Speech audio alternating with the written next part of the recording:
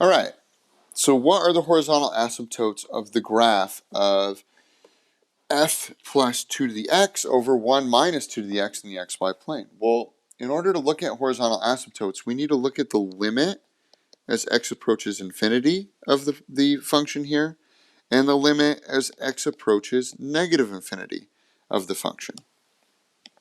So what I'm going to look here is if I did 5 plus 2 to the infinity over 1 minus 2 to the infinity, well, this 5 and 1 are going to become irrelevant because they're going to be really small in the scope of it all.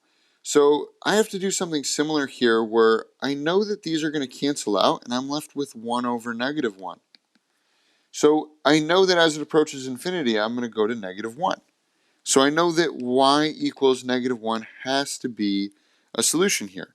So at this point, I can cancel out b and c. So now I need to think about negative infinity. Well, if I do negative infinity, it's going to be 5 plus 2 to the negative infinity over 1 minus 2 to the negative infinity. Well, negative infinity gets really, really, really, really, really small.